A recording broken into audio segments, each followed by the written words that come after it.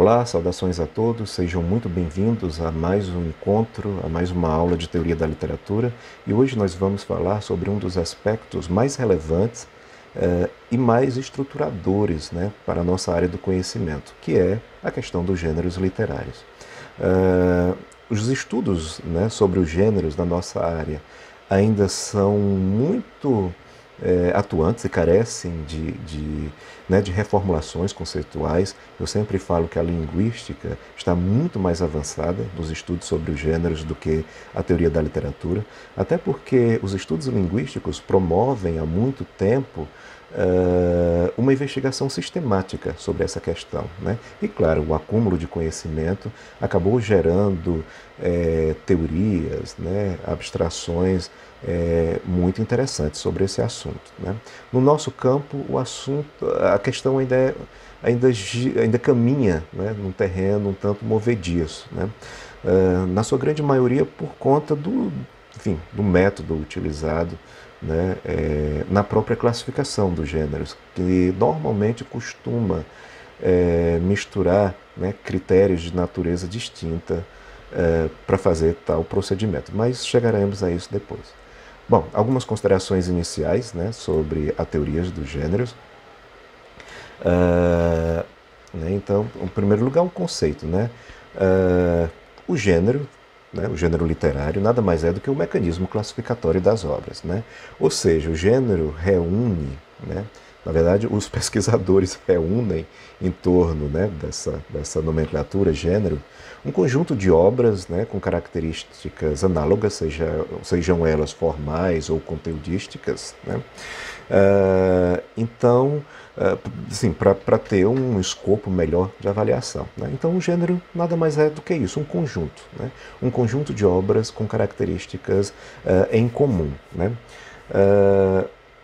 Como eu falei anteriormente, talvez a grande dificuldade, né, que tenha gerado nesses estudos é o modo, né, de classificação, né? É o modo de seleção né, dos objetos que entram em cada conjunto, né? Porque são utilizados critérios, por exemplo, semânticos, morfológicos, formais, às vezes até fonológicos, né? Existem gêneros definidos através, né, do tipo de som utilizado, né? E por aí vai, né? Então, a falta, né, de um único critério, né, ou então de um critério norteador para definir, né, o espaço em que uma determinada obra deve ocupar, né, causa um certo, eu não diria que desconforto, mas uma certa imprecisão, né, nos estudos dos gêneros da nossa área. Mas veremos isso um pouco depois. Bom, então os gêneros é um conjunto de obras, né, com características em comuns, e isso acontece devido a uma propensão natural do homem para catalogar as coisas. Esse procedimento é inerente ao ser humano, não é só a nossa área, né?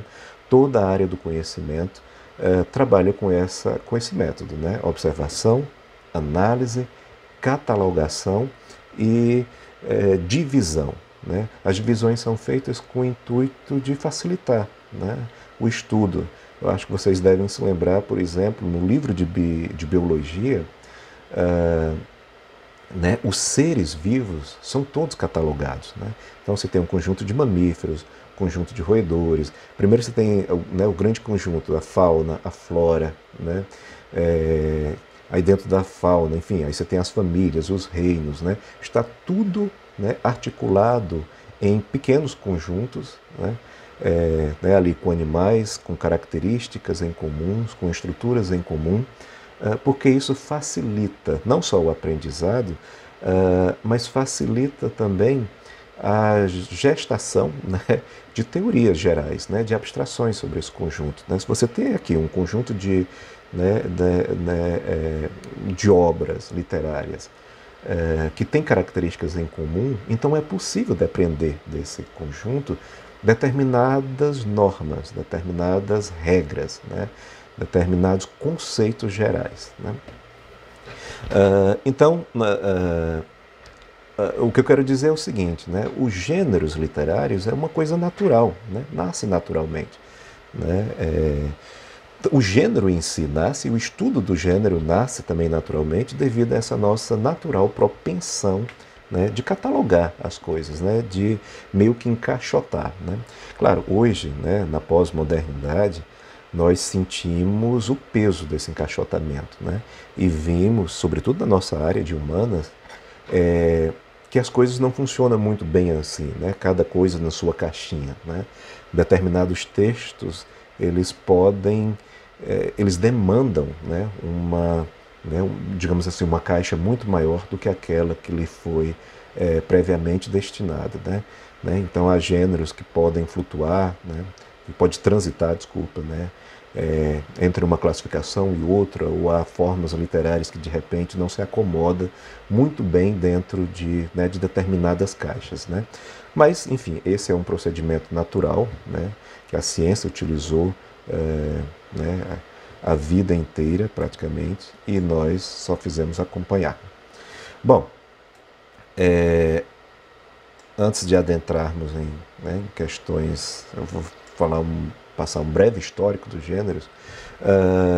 É preciso dizer que esse estudo mais sistemático, né, ele não é coisa recente, ele remonta, na verdade, aos gregos antigos. Platão, Aristóteles e outros, né, já tentaram, há muito tempo atrás, a partir, né, de um desejo de definição do que é a literatura e de sistematização do conhecimento, tentaram, né, catalogar, né,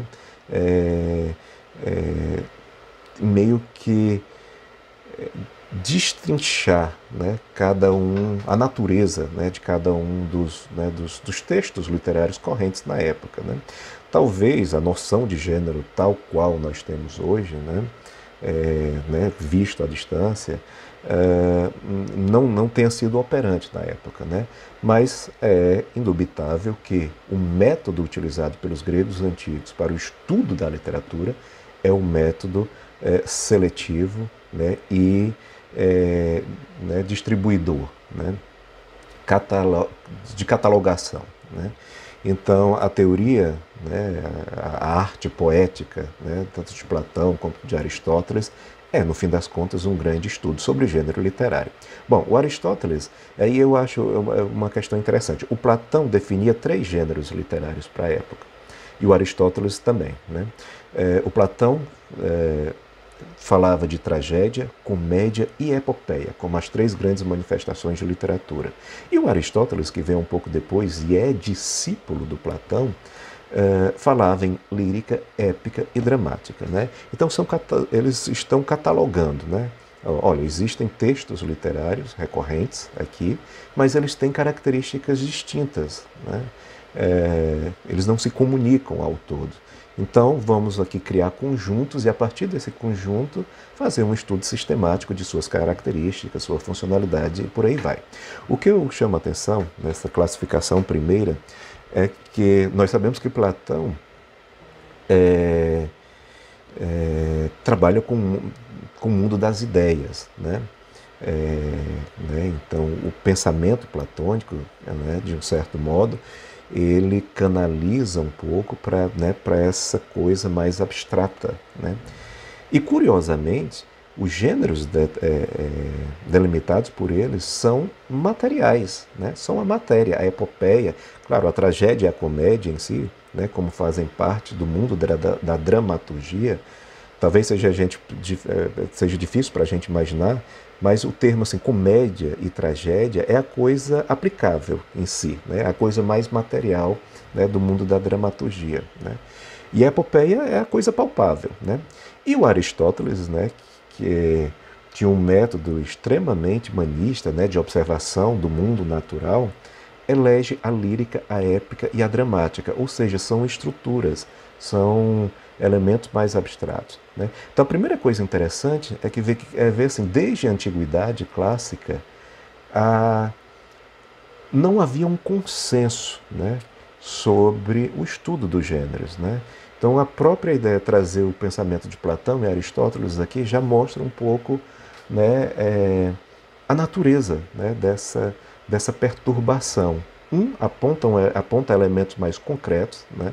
E o outro aponta elementos mais abstratos. Claro, o pensamento do Aristóteles, quase todo ele está muito, no que se refere à teoria da literatura, né, evidentemente, está muito guiado por aquilo que ele chamou de mimese, né, que era um processo de representação da realidade, né, que para o português foi traduzido como imitação. Né? Não só para o português, para uma série de línguas. Né? Há questionamentos acerca dessa tradução por um pequeno detalhe semântico, né, do termo imitar. Né? A ideia que nós temos é que a ideia de imitação seja quase que um espelhamento, ou seja, uma reprodução da realidade. Né? E hoje já se sabe que o Aristóteles não tinha em mente tanto essa ideia de espelhamento como se fosse uma cópia, né? Mas a imitação é no sentido mesmo de recriação, né? O mais próximo possível, evidentemente, mas uma recriação da realidade. Bom, o que eu quero dizer é o seguinte: a ideia de mímese, né, ou de mimese, ela pressupõe uma ação. Se eu entendo a mímese como imitação da realidade, o ato de imitar, ele é uma atividade, não é o gênero propriamente, não é o objeto. Né? Se o Aristóteles direciona o seu olhar para a mimese, né? Ele não está direcionando, ele não está interessado no texto propriamente dito, ou em alguma coisa que antecede o fenômeno de criação literária, né? Mas para a ação, né?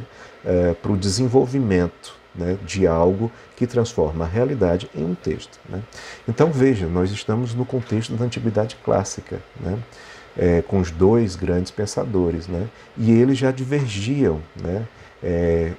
Um entendendo que esse conjunto de textos deveria ser feito, né? Como esses conjuntos, né? Deveria ser feito a partir da materialidade, né? E a partir daí, evidentemente, lançar um olhar abstrato, né? Mais abstrato, mais teórico, digamos assim, sobre a questão, e o outro já entendia, né, esses conjuntos de gêneros como algo mais estrutural. Né? Essas duas concepções vão meio que rivalizar ao longo da história da teoria literária, né? Da história das literaturas. Né? E a teoria literária, evidentemente, só canalizou, né, sistematizou esse conhecimento depois. Bom, além do Platão e Aristóteles, é interessante também a postura do Horácio, né, e do Quintiliano. Né? O Horácio talvez seja aquele que tenha defendido de forma mais, né, empenhada o que ele chamou de essência profunda, né, da arte, né, do gênero. Né? Então, os gêneros se definiam, né, por meio de uma louvação ao belo, digamos assim. Né? A concepção horaciana de arte é a concepção do fazer, né? Do belo, da arte como encantamento, como beleza, como transfiguração. Né? É distinta, né, radicalmente, por exemplo, da concepção do Quintiliano, para quem os gêneros literários deveriam obedecer a determinados aspectos docentes e moralizadores. Né? Por incrível que pareça, essa concepção perdurou por muito tempo. Né? O ensino de literatura, por exemplo, no decurso do século XVIII, XIX e em algumas regiões até por muito tempo ainda, ao longo do século XX, reproduziu essa concepção, às vezes de forma consciente, às vezes de forma inconsciente, mas reproduziu essa concepção quintiliana de que os textos literários eram feitos para formar o indivíduo, né? Educar no sentido de formar a pessoa moralmente, eticamente, né? E depois, ainda no século XX, né, mesmo quando não desempenhava essa função moralizante, a literatura ainda era utilizada como mecanismo de se aprender alguma coisa, como mero recurso para se ensinar alguma coisa. Por exemplo, eu acho que vocês não, porque são jovens, mas eu peguei um ensino no qual as aulas de português, por exemplo, utilizavam muito texto literário para explicar determinadas funções morfológicas, determinados empregos de vocábulos e por aí vai. Ou seja, a literatura não passava de um pretexto para se ensinar língua, né? E então, ou seja, isso ainda essa prática ainda é uma concepção, né, desse antigo, né, postulado de Quintiliano sobre os gêneros, né, sobre os gêneros literários, cuja função era doutrinar, era mesmo de docente, né? Enfim, a literatura servia para ensinar. Ela tinha uma função pragmática e cognitiva, né, muito grande. Aliás, as funções da literatura é um tópico de aula, né, para esse nosso início de curso. Bom, para entender melhor, né, tanto o conceito, porque ele muda uma coisa interessante, né? O conceito de gênero, né?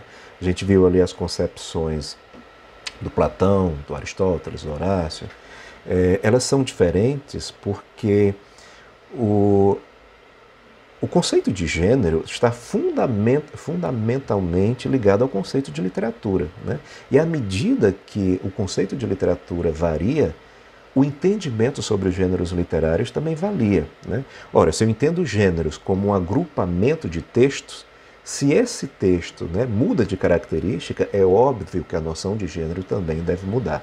Então, um passeio pela história dos gêneros literários né, pode deixar mais claro um pouco a sua natureza, né, estrutural, né, formal mesmo, né?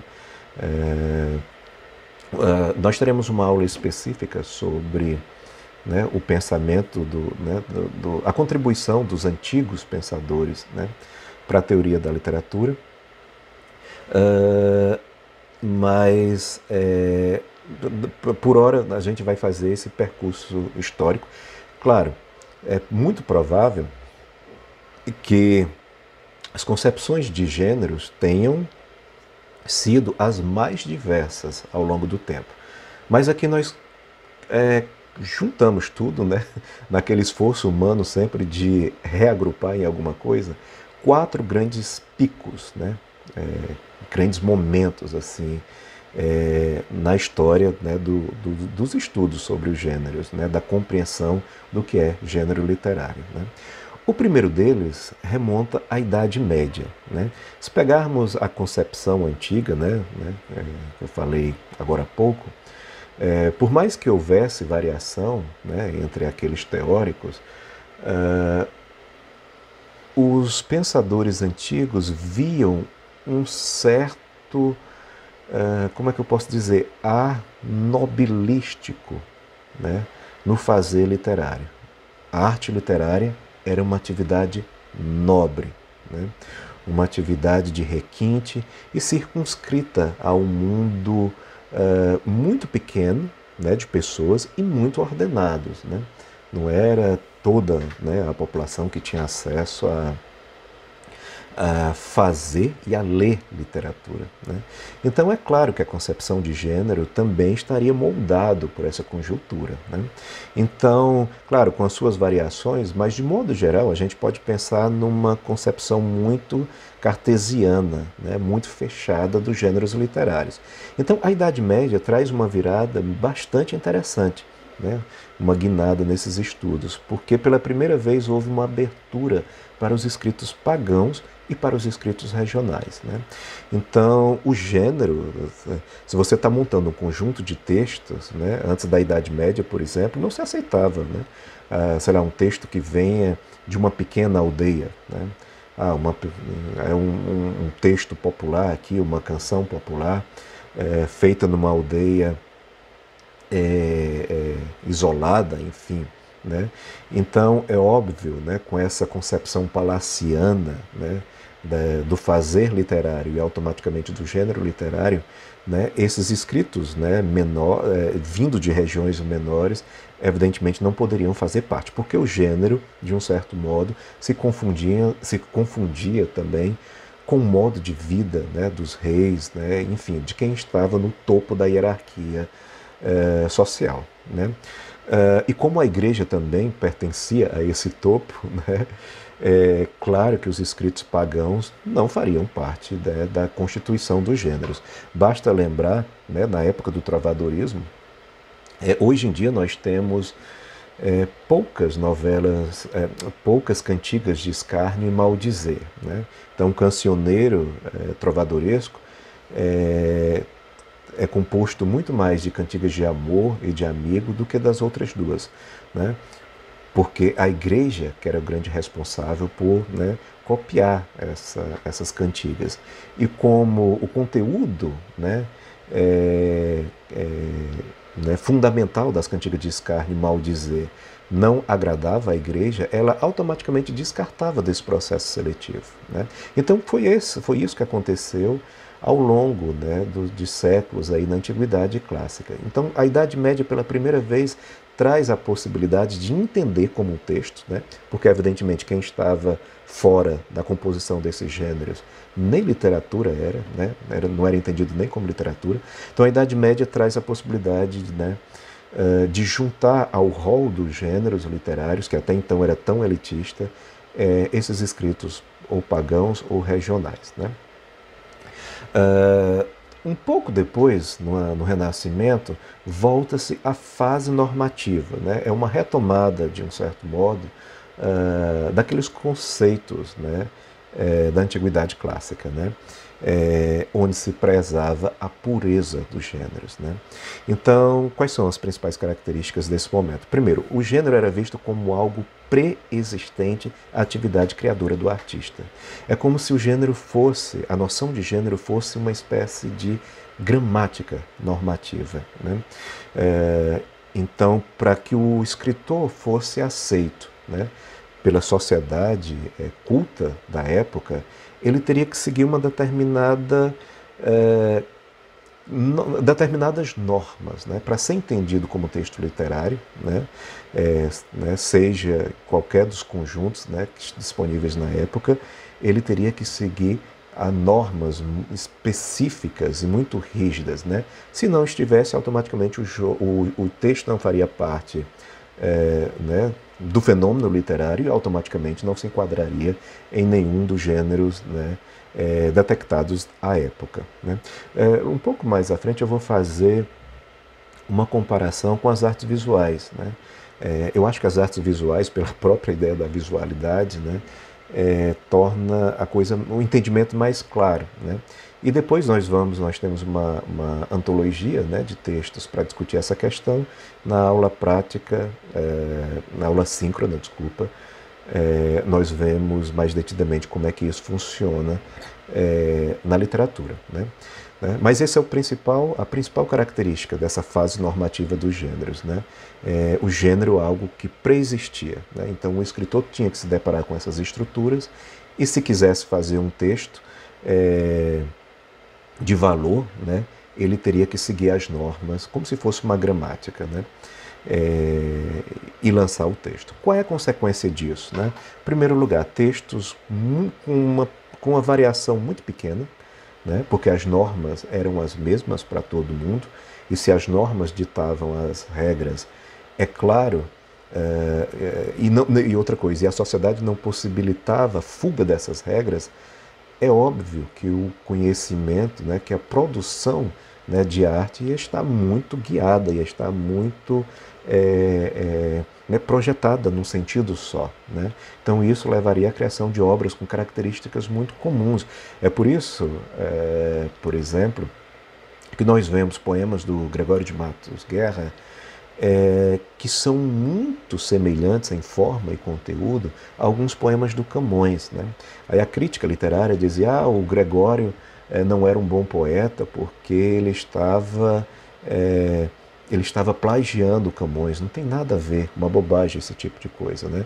O Gregório fez aquele trabalho porque era corrente na época um conceito normativo de gênero, e que a boa obra de arte dependia exatamente da capacidade que os poetas tinham de se aproximar dos grandes mestres. Né? Então, isso é uma consequência natural dessa fase normativa. E outra consequência é a ideia da hierarquia de valor. Né? Se há normas, né, para se compor gêneros, há também uma classificação de valores, né? Quais são os gêneros mais nobres e quais são os menos nobres, né? Então, à época, a ideia de tragédia e epopeia, né, ocupavam o ápice, né, o topo da pirâmide classificatória, porque estas formas literárias, né, elas lidavam com o sublime, né, com o que é grandioso, né, a epopeia, né, no sentido épico da coisa, né, da guerrilha, da glória, da aventura, e a tragédia no sentido, né, humano mesmo, né, das inquietações humanas, mas sempre o homem, né, a redenção do homem. Né, gêneros, né, que tendem né, tomando aquela classificação do Aristóteles, né, a ficar abaixo do que a realidade apresenta, não eram vistos com muito bons olhos. Né? Bom, como eu falei, eu coloquei aqui um conjunto de quadros, né, do Rafael, que é um pintor renascentista, e veja como ele varia muito pouco. Né? Existe gênero, né, em todas as manifestações artísticas, né? Gêneros literários, gêneros pictóricos, gêneros escultóricos, gêneros musicais, né? E por aí vai. Né? Então, se a gente transpor aquelas considerações sobre a literatura para as artes visuais, né? Então esse conjunto de telas já deixa bastante claro o aspecto normativo. Né? As telas, a primeira e a segunda, por exemplo, elas praticamente não variam. Né? Parece ser o estudo, né, para a criação da outra. Né? A posição, a disposição, o modo de composição do cenário, né? A disposição triangular da cena, olha só, né? Passando uma ideia de equilíbrio, sustentabilidade, né? Os motivos, as cores da roupa, né? O contraste entre o azul e vermelho aqui um pouco ameno, né? A posição sentada, né? Para designar equilíbrio, né? Os outros elementos que reforçam o motivo principal, né, da obra. Então, nitidamente vocês estão vendo uma espécie de forma. Né? É como se o Rafael tivesse criado as suas obras a partir de uma cartilha. Né? Olha, né, para se pintar, ser uma boa pintura, deve-se fazer isso, isso e isso. Tal. Eu peguei aqui só o Rafael, mas você pode comparar com outros pintores renascentistas e vão ver que o modo de composição realmente se assemelha muito. Bom, depois desse momento, nós temos, né, que é o momento renascentista, nós temos uma outra fase histórica muito interessante, que coincide com o romantismo. Né? A questão dos gêneros na época romântica. Né? Diferentemente da fase anterior, né, que se pregava a pureza dos gêneros, né? A ideia de uma gramática, né? Quase a ideia normativa de gênero, no romantismo se pregou a ideia dos gêneros impuros, mistos, né? Comunicantes. Né? Ou seja, até então existia uma barreira muito forte nesses conjuntos. Né? Cada coisa está na sua caixa. Né?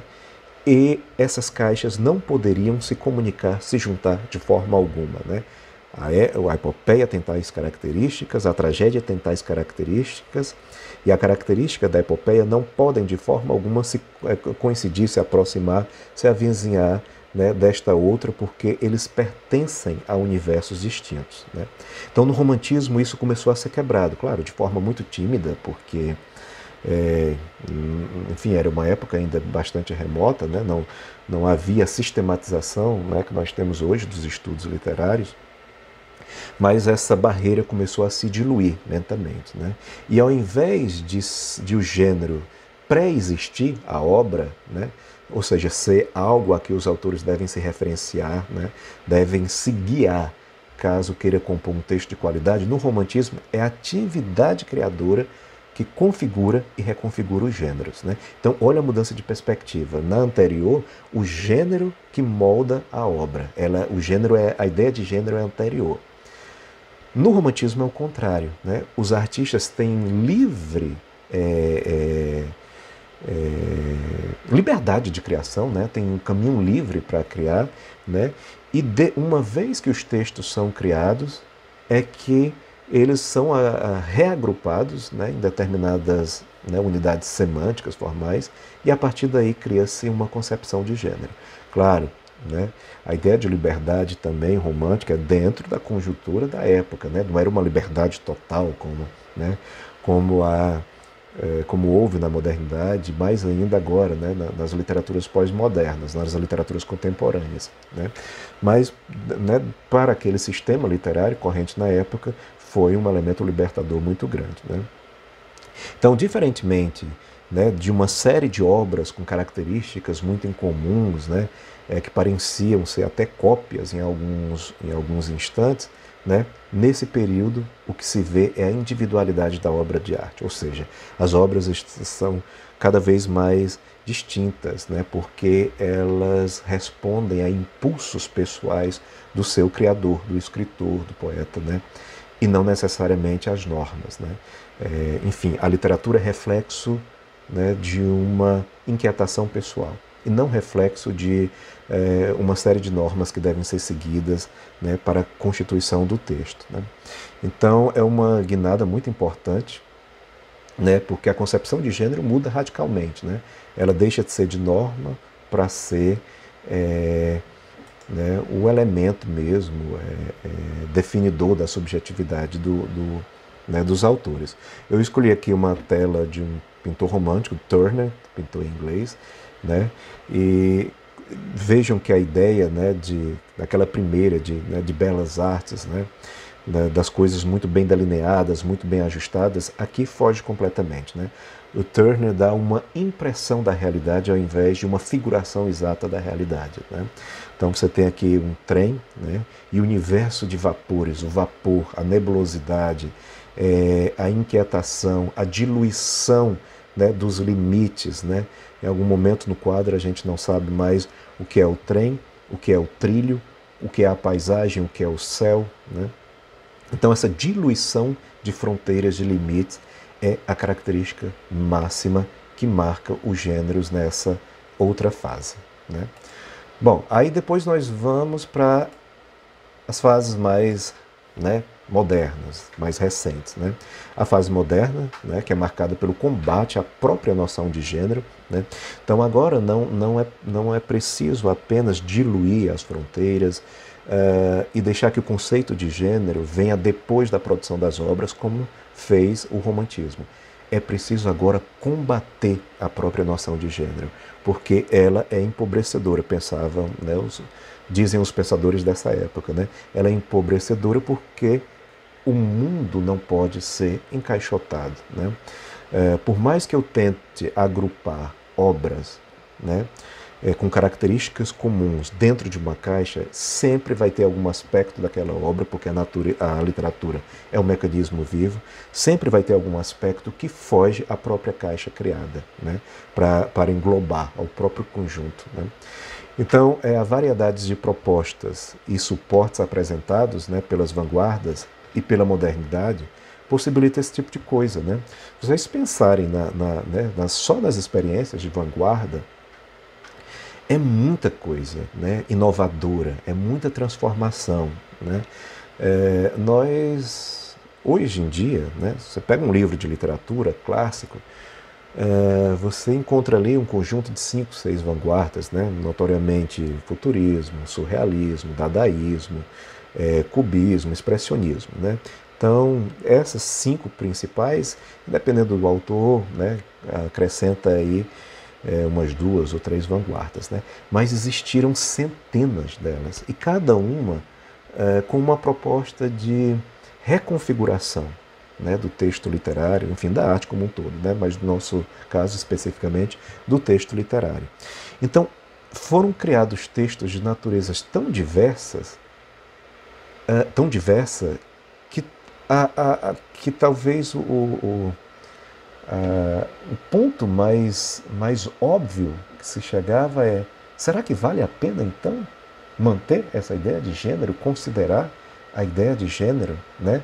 Se o gênero literário é um conjunto de textos, né, com características em comuns, e os conjuntos são poucos, né, porque você agrupa muito texto em um determinado conjunto.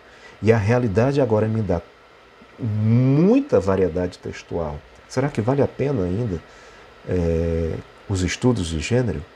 A gente vai ver um pouco mais à frente que vale, mas não com essa natureza classificatória como naturalmente se fez, né? Quer dizer, a natureza classificatória perdura, né? Mas não a classificação pela mera classificação, né? Então, os valores a serem procurados, a serem investigados são outros agora. E se a coisa se tornou assim na era moderna, né, devido à vanguarda e o movimento modernista, né, que trouxe muita inovação formal, temática para a literatura, imagina isso na fase contemporânea, né, que essas experiências são levadas ao limite extremo, né.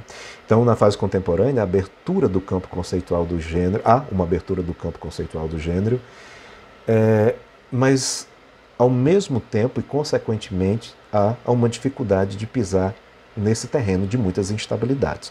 A contemporaneidade trouxe formas literárias com as quais a gente, talvez ainda hoje, tenha uma certa dificuldade de lidar. Tamanho é o seu ar de experimentalismo, de experimentação, de inovação, né? Então nós temos, por exemplo, poemas eletrônicos, né, que são são textos literários feitos especificamente para a linguagem de computador. E aí eu não falo, não é uma linguagem, não são palavras como essas que estão aqui e jogadas, né, num programa de computador para criar determinados efeitos, né, como fez muito o Augusto de Campos, por exemplo, né, no concretismo, né. São poemas para a linguagem do computador, né. Você coloca ou digita alguma coisa e o computador transforma aquilo em determinados ruídos, né? Então não vai aparecer, né, tal qual nós lemos aqui, né, a variedade de propostas e suportes, por exemplo, né, vão aparecer ruídos, né, coisas que estão ligadas ao sistema computacional, né. Existem os poemas vocalizados, né? O Arnaldo Antunes lançou, né, um livro que se chama Dois ou Mais Corpos no Mesmo Espaço. Esse livro acompanha um CD ao final, né? E aí você tem alguns poemas vocalizados, né? Alguns deles você encontra leitura, né, como se fosse um poema, a leitura dramática do poema, mas outros são vocalizações, né? E aí você fica, né, para a gente que está acostumado a vincular o texto literário, né, à palavra, quando a palavra some da composição, né, desses textos, né, a cabeça fica um tanto inquieta, né? Como é que eu classifico, né? Numa aula passada sobre o conceito de literatura, eu mostrei alguns poemas do Arnaldo Antunes, né? Tem um livro e em um determinado momento começam a aparecer gravuras, experiências caligráficas, fotos, né? E tudo aquilo, né, no livro a única coisa que tem é poesia brasileira, né? Ou seja, a priori tudo aquilo está sendo entendido como poesia, né? Mas a nossa vivência classifica aquele material como outra coisa. Fotografia para um determinado momento, desenho determinado, caligrafia em outro, né? Então esses trâmites, né, essas nuances se tornam cada vez mais difíceis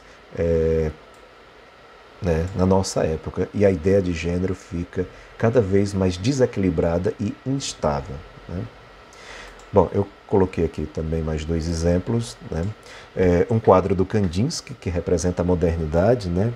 Então, se o Turner, lá na pintura romântica, dilui, né, as barreiras, né, daquilo que até então era muito claro, né, para mostrar que a ideia de gênero, né, está diluída, né, que os gêneros podem, né, sair de suas fronteiras, né. Afinal de contas, as fronteiras são impostas pelo homem e a literatura é um organismo vivo e natural, né. Então, ela tem vida própria. Então, em algum momento, ela vai querer extrapolar essas fronteiras, né. Então, na experiência moderna, isso vira um caos, né. Então, tentar uma classificação, né, se a gente pegar os gêneros pictóricos, por exemplo, né, em que entraria o quadro do Kandinsky? Em que gênero, né? Marinha? Não dava, isso era uma marinha? né? Não dava. É uma pintura rupestre? Não dá. É uma natureza morta? Não dá. Né? Qualquer uma dos gêneros pictóricos que queiramos empregar para o quadro do Kandinsky vai falhar em algum momento. Da mesma forma de qualquer um dos gêneros clássicos, né, da teoria da literatura, que a gente vai tentar empregar para alguns textos modernistas, né, não vai funcionar muito bem. Né? O poema Amor, do Oswald de Andrade, por exemplo, que é composto por uma única palavra, humor. Né? O que é isso? É uma epopeia? É uma ode? É um soneto? Né? É uma cantiga? Né? Então a gente vê que não é nada disso. Né? E aí entra uma coisa muito interessante que a modernidade foi obrigada a fazer, né? A criar gêneros em função do desenvolvimento, né, do texto literário. Né? Então esse conjunto, aí vem o poema do Drummond, por exemplo, como Stop. A vida parou ou foi uma automóvel? Né? Então textos dessas naturezas, que tem um caráter muito jocoso, né? Então obrigou os teóricos a pensar em outras categorias, e daí veio, por exemplo, o poema Piada. Né? E de repente aí já teria, né, um outro conjunto para colocar né, esses textos de natureza tão distinta. Acontece que são tantas inovações, são tantas propostas diferentes, que de repente criar gênero, porque o gênero teria que sistematizar, né? Os gêneros não podem ser muitos, porque a ideia é concentrar as coisas ali, né, em torno de eixos comuns. Então, se a realidade está pedindo a criação de tantos gêneros, né, por que não abandonar a ideia do gênero e deixar simplesmente, né, que o texto, né, siga as suas diretrizes, né, enfim, o seu caminho natural? E, para exemplificar a contemporaneidade, eu coloco aqui uma instalação do Nuno Ramos. Né? Então aí a gente vê que o grau de inovação já é muito maior. Né? Então na contemporaneidade a arte sai dos suportes tradicionais, né? Ou seja, a pintura já não está só naquela tela branca, né, bidimensional, embora a impressão que se dê seja tridimensional. A escultura não está mais naquela, né, num bloco concentrado de material, seja mármore, madeira, bronze, por aí vai. Né? Então as formas artísticas elas extrapolam os limites previamente lhes destinados. Né? A mesma coisa vai acontecer com os gêneros literários, como esses poemas do Arnaldo Antunes, como algumas experimentações, sobretudo dos concretistas, né? Deixa muito evidente. Bom, algumas considerações rápidas sobre a natureza dos gêneros literários. Né? Vocês viram, né, pela apresentação histórica, que há uma confusão em torno, no próprio trabalho classificativo, em torno dos termos, né, das noções de gênero, espécie e forma. As classificações são dadas, ora privilegiando uma determinada coisa, ora privilegiando a literatura, né, eu digo a literatura, o conhecimento científico sistemático sobre isso, diverge muito no entendimento daquilo que ele chama de gênero. Né? E aí eu retomo a discussão lá do Platão e do Aristóteles. Vocês viram como um entende o gênero como algo particularizado, materializado, abstrato ou palpável, e o outro entende o gênero como algo abstrato, sistema. Né? Então, para Platão, o gênero era a epopeia, para Aristóteles era o épico. Né? Então, ou seja, um está pensando no texto propriamente dito, o outro está pensando nas estruturas que geram esse texto. Né? Então, esse tipo de confusão existiu o tempo todo, né, ao longo da história da literatura.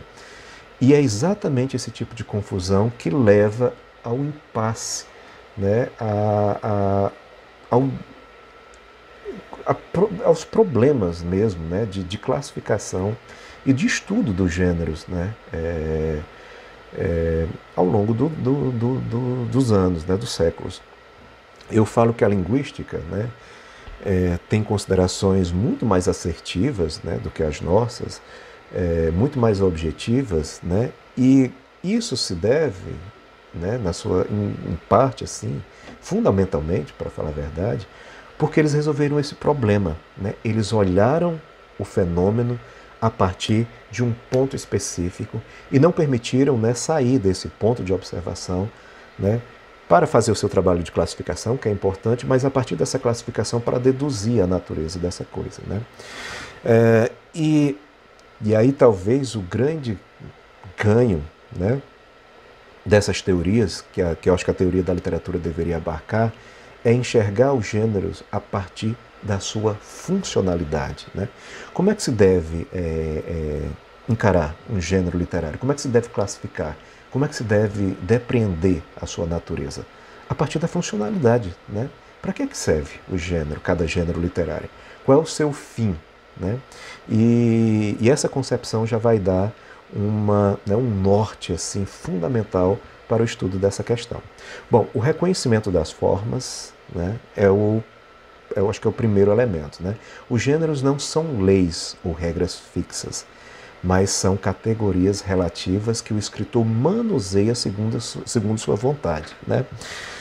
Então, assim, essa é uma ideia que precisa ser abandonada, porque por incrível que pareça ainda existe muito, né? Aliás, é inconsciente, né? Eu adoro o soneto, por exemplo, vou escrever um soneto, e aí automaticamente a gente vai, né? Se você gosta de soneto e quer escrever um soneto, você não vai escrever um poema que seja diferente daquela estrutura, né, de 2 quartetos e 2 tercetos, respectivamente, porque aquilo é o que nós entendemos por essa forma soneto, né?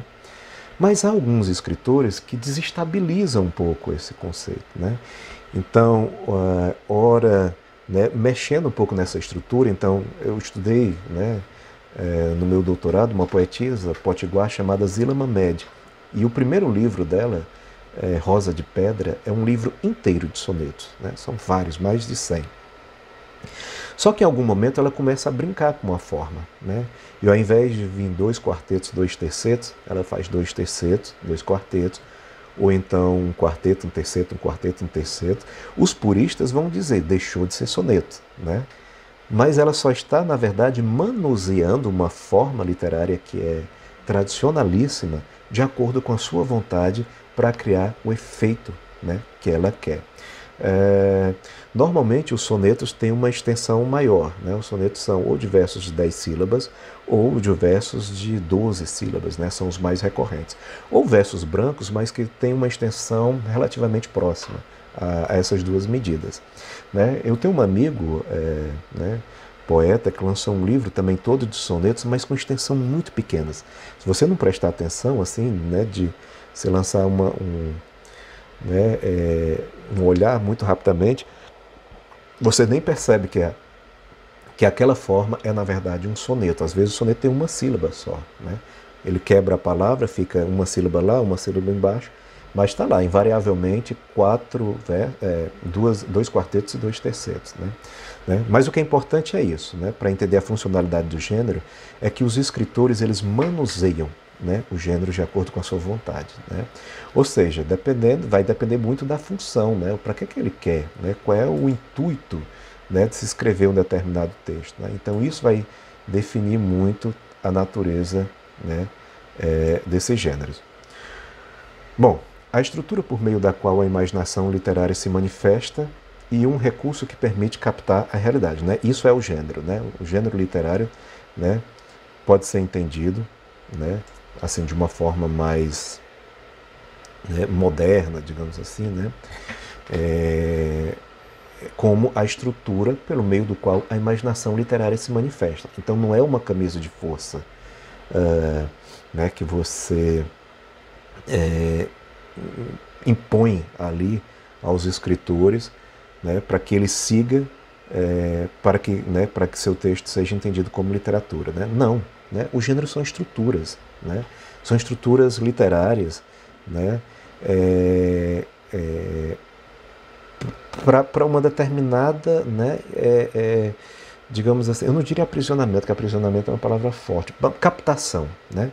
São estruturas literárias que o escritor, né, emprega para captar, né, aquilo que está no universo da sua imaginação, né? Então o gênero nada mais é do que a materialização do próprio pensamento, né, da própria arte do fazer junto também do escritor, né?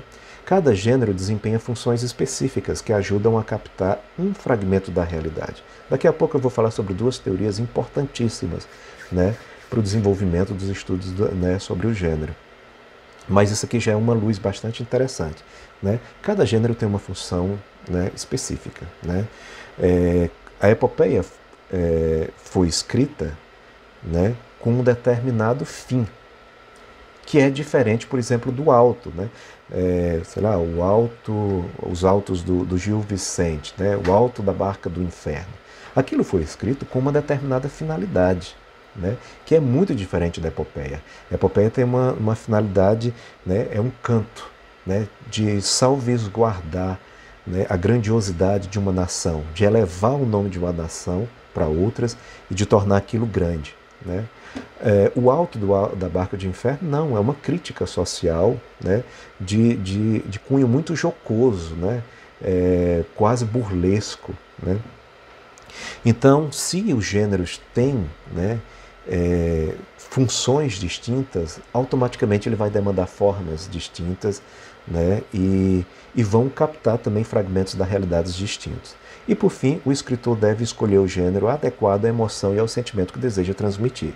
Eu não posso, sei lá, eu quero entreter um determinado público,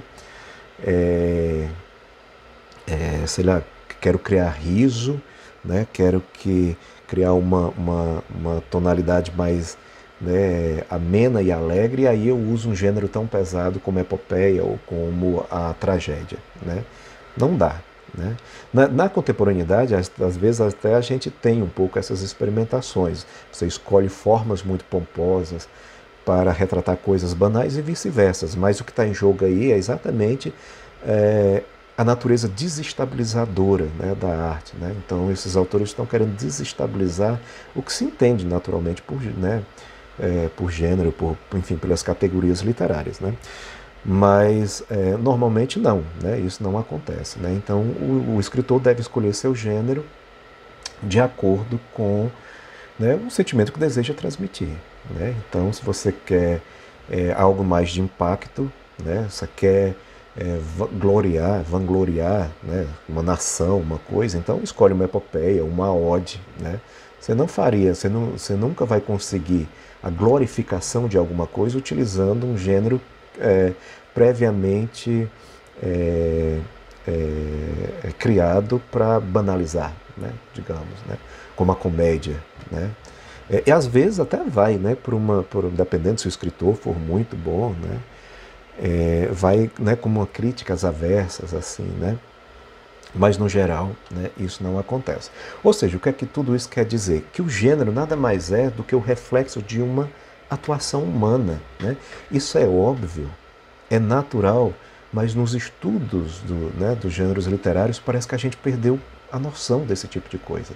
Né? Ficou tudo tão normativo, e mesmo na época do romantismo, por exemplo, que a norma, né, deixou de ser o elemento preponderante, mas ficou tudo tão racional ainda assim, né? Porque na época estava se pensando como é que os gêneros poderiam se camuflar, poderiam se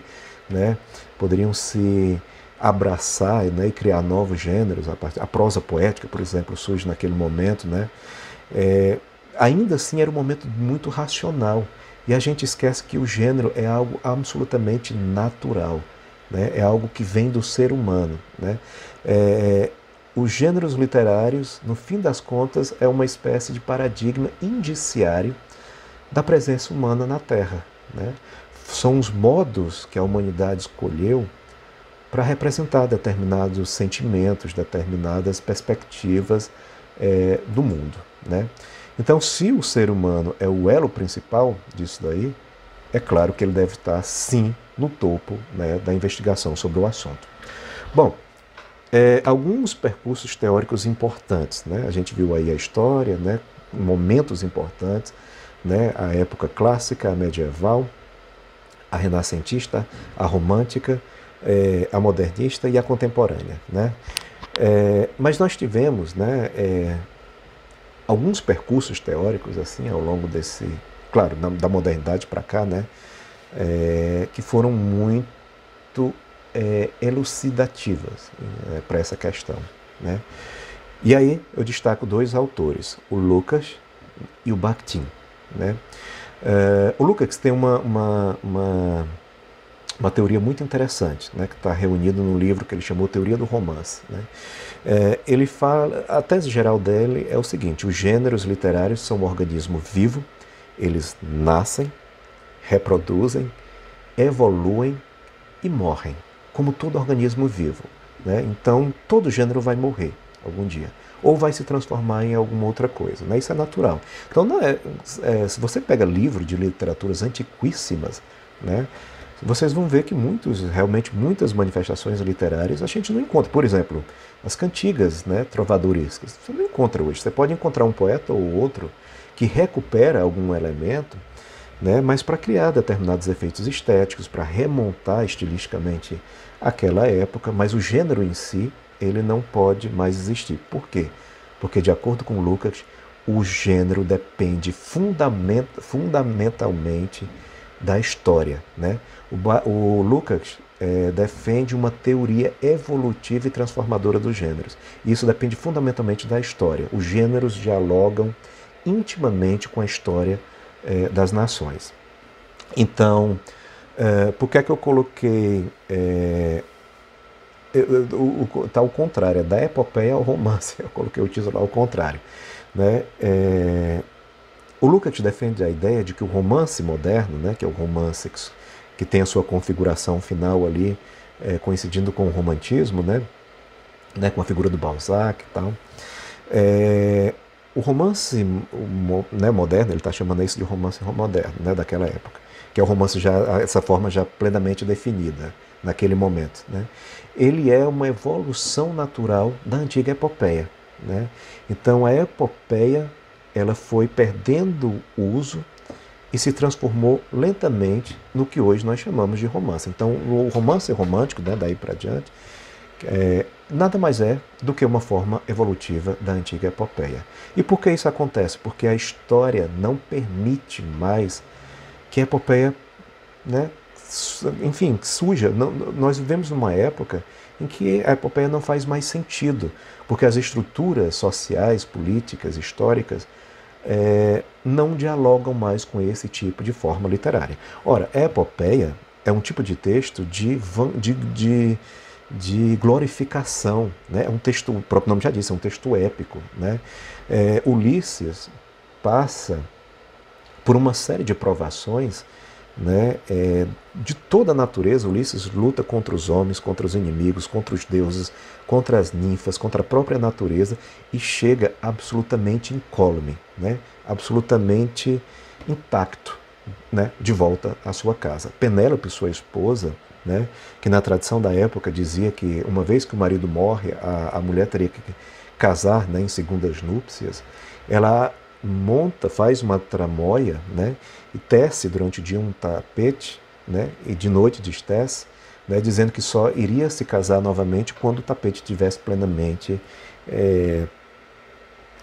concluído. Né, e evidentemente nunca seriam até que descubra a tramóia dela, porque ela faz durante o dia e desfaz durante a noite. Né. Ou seja, está por trás de Ulisses e Penélope uma concepção absolutamente grandiosa do ser humano. É o homem intocável, incorruptível. É o homem que passa por toda a dificuldade impostas pela vida, pelos próprios deuses, e ainda assim não se quebram. Né? A nossa realidade é absolutamente distinta hoje. Né? Essa realidade, né, da epopeia, ela não significa que os homens na época fossem assim, não, né? Absolutamente irretocáveis, né? Mas condiz um pouco com a história, né? com o tipo de sociedade que a civilização grega antiga prezava. Né? Enfim, né? A criação da ágora, a democracia, aquela coisa toda, né? A participação do povo, né? O equilíbrio, né? No toque da vida política e social. Né? Então, a epopeia representa este mundo de grandiosidades. Né? Nós vivemos num mundo cada vez mais fragmentado. O homem é cada vez mais corruptível, né? É cada vez mais mesquinho, anti-heróico. Né? As nossas preocupações agora não são com as grandes causas, são com as pequenas. Né? A coisa mais ínfima, mais pequena, mais fútil, nos toca profundamente e nos fere. Né? Então, não dá para falar de coisas tão pequenas e tão quebradiças num gênero tão infinitamente épico, tão grandioso, né? Olha só os Lusíadas, as armas e os barões assinalados que da ocidental praia lusitana por mares dantes nunca navegados, né? O ritmo, né, da epopeia é eloquente, é grandioso, né? Exige, né, algo, né, de grandioso. É praticamente impossível você narrar, né, a vida humana, né, a partir daquela época, né, do século XVIII, né, um mundo de fragmentações, de inquietações, com uma forma tão, né, tão épica, tão grandiosa, né? Então, a realidade pedia um novo gênero, a história pedia um novo gênero. E essa forma foi se moldando, a epopeia foi se moldando às questões da realidade e se transformou no que hoje é o romance moderno, né? É um romance sem ritmo, é um texto sem ritmo épico, é um texto que se derrama, né? O romance está lá, é sequencial, né? Lembra que a epopeia era escrita em versos ainda, né? Então tem toda uma musicalidade que sustenta a criação desse gênero. O romance não. O romance é a morte de qualquer musicalidade, né? De qualquer ateneamento, né? E condiz muito com esse momento histórico, né? Então essa é a teoria do Lucas sobre os gêneros. E uma outra contribuição muito importante foi do Bakhtin, né? Que associava os gêneros como um todo às práticas sociais, né? Então, e aí eu assumo, por exemplo, eu particularmente assumo a perspectiva do Bakhtin nessa classificação dos gêneros, né? Se você for pegar os gêneros do discurso, na perspectiva bakhtiniana, para cada prática social, né, que envolve um texto, ele vai designar aquilo como um gênero, né? Eu lembro que eu tinha uma colega de doutorado que estudava, né, esses gêneros, e ela me falava assim, né, o gênero, tem um estudo ali sobre o gênero bilhete de embarque, né? Eu lembro que uma época eu criei uma certa confusão com uma viagem que nós fizemos. Eu não soube ler as informações que estavam no bilhete. E ela me disse assim, André, porque você não soube ler o gênero bilhete de embarque. Eu disse assim, bilhete de embarque? Como assim, o gênero? Eu nunca tinha ouvido falar, né? E aí ela foi dando exemplos, né? Tem o gênero bilhete de embarque, aí o gênero papel de bombom, o gênero embalagem, o gênero, e assim vai. Por quê? Porque nessa concepção, se o texto desempenha uma prática social específica, se ele foi criado para atuar num elemento específico, num segmento específico da sociedade, aquilo é caracterizado como gênero. Então, o gênero é definido pela prática social que ele desempenha, né?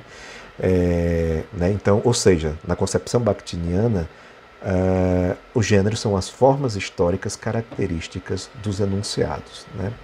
Então, isso eu acho muito importante, porque se a gente entender, ou seja, para o Bakhtin o gênero é puramente material. Se ele atua diretamente na sociedade, desempenhando uma função prática, significa que o gênero é material, né?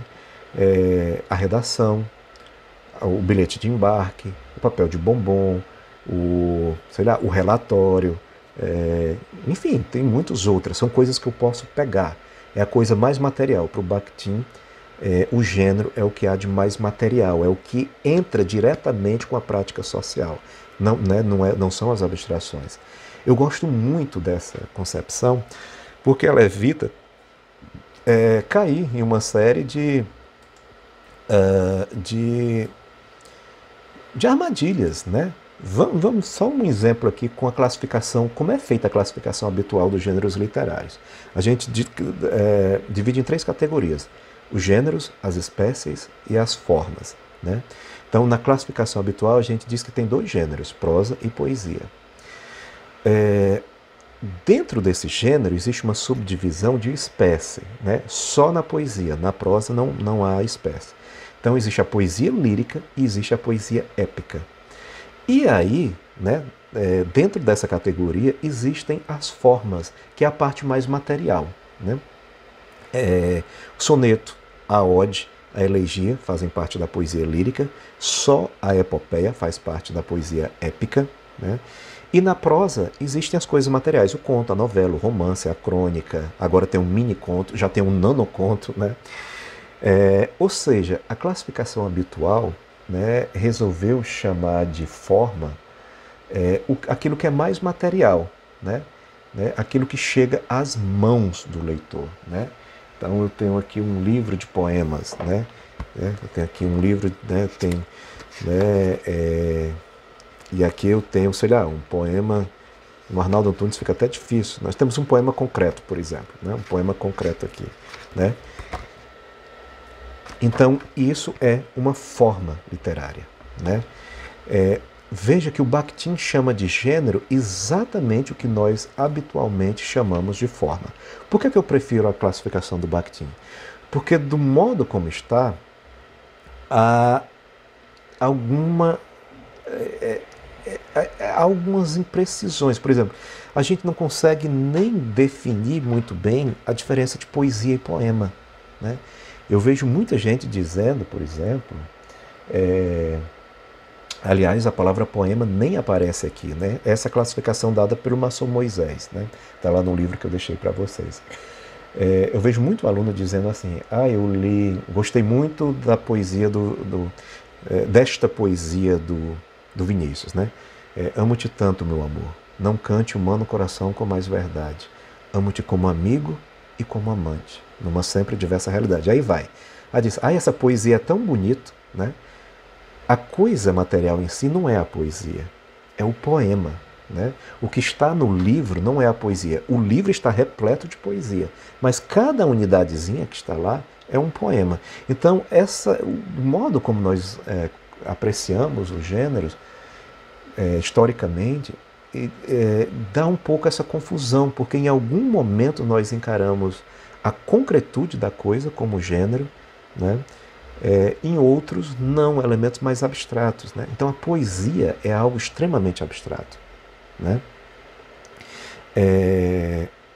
A prosa, e outra coisa, se a gente for pensar aqui, nas formas literárias, soneto, ode, elegia são categorias muito específicas, são muito mais específicas do que a categoria romance, novela e conto, por exemplo, né? Romance, você tem uma série de formas romance, né? Romance histórico, romance cavalaria, né? Romance metaficcional, né? Então talvez fosse mais interessante essas designações serem as formas para a gente obedecer ao paralelismo, né? Então, enfim, essa confusão né, conceitual é que faz eu acreditar, enfim, que na sua grande maioria, a concepção que nós temos né, que a teoria literária, né, impôs aos estudos dos gêneros, foi um pouco equivocada, né? E a gente já viu que isso vem desde os gregos antigos, né, na dualidade entre as concepções de Platão e Aristóteles, né? Então, realmente, se você casar a teoria do Georg Lukács com a teoria do Bakhtin, né, elas são muito elucidativas nesse estudo, né? Se entendermos o gênero literário da mesma forma como se entende os gêneros discursivos, né? Claro, lá também tem muitas concepções de gêneros discursivos, né? Nem todos seguem a teoria bakhtiniana, né? E mesmo na teoria bakhtiniana há níveis de interpretações distintas, né? No capítulo sobre gêneros textuais, né, que está lá no Estética da Criação Verbal do Bakhtin, tem uma parte sobre a literatura que é muito interessante, né? O Bakhtin fala um pouco sobre a natureza do gênero literário. Ele diz assim: a literatura é o único universo em que os seus gêneros é capaz de abarcar, sugar e se apropriar e reformular outros tipos de gêneros. Por exemplo, num romance, existem os romances epistolares, por exemplo, em que o romance imita a estrutura de uma carta, né? Então, existe o gênero romance, ele sugou outro gênero, que é carta, e se apropriou. E à medida que ele se apropria, ele reconfigura o gênero. A estrutura pode ficar exatamente a mesma, mas a finalidade, o efeito estético que isso gera é distinto, né? Você não lê um romance epistolar como se lesse a carta do escritor. Você não lê carta... por exemplo, mesmo um texto que foi primordialmente escrito para ser uma carta, mas ganhou um caráter literário, ele está para além, né, da funcionalidade da carta como um texto, né, carta ao pai do Kafka, que hoje a gente lê como literatura, né? Aquilo é uma carta, de fato, né? O Kafka deixou uma carta, só que uma carta dotada de qualidades literárias muito fortes, né? Então ninguém lê como se fosse uma carta, a gente lê como um grande relato da alma humana, né? Naquele início de século, né? A experiência do Kafka é a experiência de muitos, né? E nós nos identificamos com a dor, né?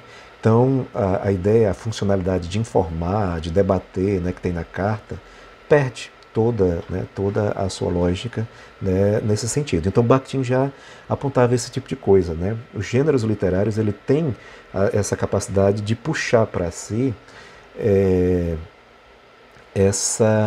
esses outros gêneros e a partir daí reformular, né?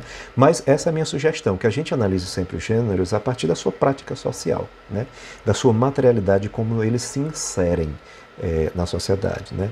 E do modo palpável. Então, teríamos como gênero o romance histórico, o romance epistolar, enfim, o soneto, a ode, a cantiga, o conto, o nonoconto, o miniconto, tudo isso seria gênero, né? E não forma literária como habitualmente tem se dito, né, acerca disso tudo. Bom, pessoal, por hoje é só, né? Eu espero, né, que tenha ficado claro. O texto base se encontra no sistema, vocês podem conferir lá e é isso. Saudações, boa sorte a todos, até mais.